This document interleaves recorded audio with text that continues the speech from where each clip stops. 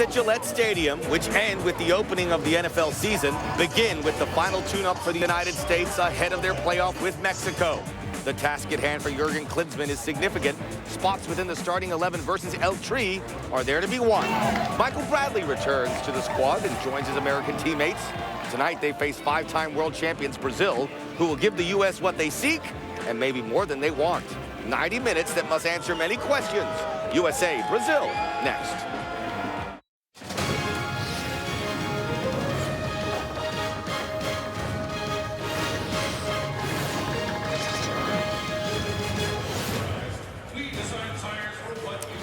Welcome to this U.S. Soccer International Friendly, presented by AT&T. Here at Gillette Stadium, a lot at stake for the U.S. as they prepare for their one-off CONCACAF Cup Challenge versus Mexico on October the 10th. Also at stake, a chance to beat Brazil. They've only beaten them once in 17 games. Back in 1998, I remember because I was there, as was Casey Keller. I was in the stands. He was in the goal. Hey, beating Brazil is a big deal. Glad you can join us. Bob Lee is on assignment. How I'm feeling in here. I know he'd love to be here. It's going to be an electric atmosphere and a huge challenge for the U.S. As we look at the big story coming in, Casey, it was the return of Tim Howard to the national team. Brad Guzan has already been called the #1 for this game and for the game on October 10th by Jurgen Klinsmann. So what does that do between these two, that dynamic between the two keepers? Well, I think for the most part it was to be expected. When Tim took the year off after the World Cup, there was always an assumption that it was an opportunity for Brad Guzan to establish himself as the #1. If Tim did decide to come back, that he would have to come back probably in that backup role. The dynamic is fantastic. I mean, I was coaching with the U.S. team just the last game, and the two of them were great friends, and they got along and trained extremely well together. And I think it's a great problem for Jurgen Klinsmann to have two very capable goalkeepers. So the goalkeeping position for October 10th is etched in stone, as well as tonight. Outside of that, wide open, particularly in the back line, where not just one position seems to be up for grabs, all four of those backline positions. Yeah, I don't think there's any question. I think there's really 8-10 players really vying for those four starting positions. And, you know, the center back role has been very kind of tumultuous. You know, there's been a lot of, John Brooks played the other day. He had a good, he played a decent game, but had to come out center back. You have Ventura Alvarado has been, you know, one of those probably surprise players for Jurgen Klinsmann, who's really played quite a few games lately. His partner today, you know, Michael Orozco, started at right back against Peru the other day, and now he's being asked to come in at center back. The first time those two guys have played together in a match in those positions. So it's a big task ahead when you're playing the five-time world champions Brazil, and you're saying, here you go, guys, go sort it out in the back. Hey, interesting time for it to happen, but it's happened, and these guys look to seize that opportunity, as do several other U.S. players.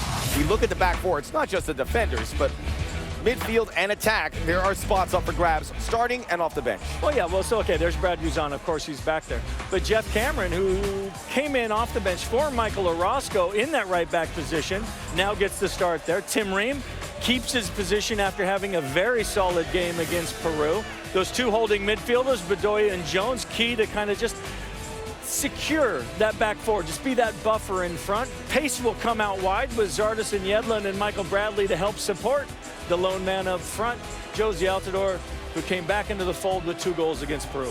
Michael Bradley coming to join this team. We were expecting Clint Dempsey as well. He has a nagging injury, so he is not here in Foxborough as the U.S. look to move forward and get a big win and impress the coach. A lot of players in the shop window as we get closer to the first half kick.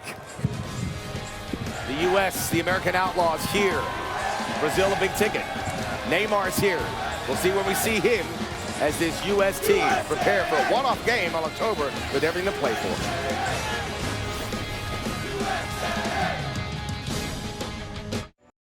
Welcome back to Gillette Stadium, where the United States preparing to take on Brazil. Aerial coverage brought to you by DirecTV. If you call yourself a sports fan, you gotta get DirecTV.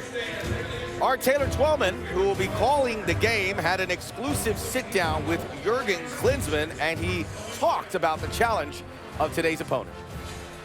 Become more consistent to believe, okay, you know, Brazil, I know who Brazil is, I know who Neymar is and all these guys, but let's give it a shot. Let's go out there. Let's get in their face. So this will be a great benchmark to see, okay, how much confidence do we really bring into a game like that from our perspective? And it will also help us in terms of preparing for Mexico next month. It's always a big deal when you have Brazil, so we bring in Rubens Pozzi, who's going to join us from ESPN Brazil to talk about the U.S. and this Brazil game. And we have the Brazil 11. We're going to show it to you now, and I encourage proper Brazilian pronunciation. You know I love it. We're not going to see Neymar, but we'll see this 11 starting with the back four and goalkeeper of Dunga. Yes, a team without its stars, Neymar and Kaká, and with two changes, comparing with the team who started against Costa Rica. We see Fabinho on the right, instead Danilo, and in the middle we have Elias instead Fernandinho. Elias plays for Corinthians and Fabinho from Monaco, from France. I'm sure that we will miss Neymar and we'll miss the experience of Kaká, at least in the beginning of the match. But at least Dunga is keeping what he said. He's changing the team. Well, then the big reason why he's changing that team is because Neymar's suspended for those first two qualifying games. And this is really what they're looking to do, and try to get that team together that's going to have to go try to win some games and help the team qualify. And with Neymar being absent, sure, it's a huge loss, but they got to get this team right without him, which didn't go so well in the semifinal in the World Cup. Yeah, with the World Cup qualifying looming for Brazil. Brazil hasn't been Brazil. It is Brazil. We saw what happened in the World Cup. And in the Copa America, the semifinals unfurled, and Brazil wasn't there. So what is Brazil looking to get out of this experience with the U.S.? Okay, first of all, we can never forget what happened in the World Cup, the 7-1 against Germany. But to move forward, what we have to do, what Dunga is doing, completely changing. He's working hard. He tried new players, a new way of play. People are putting him under pressure, a big pressure.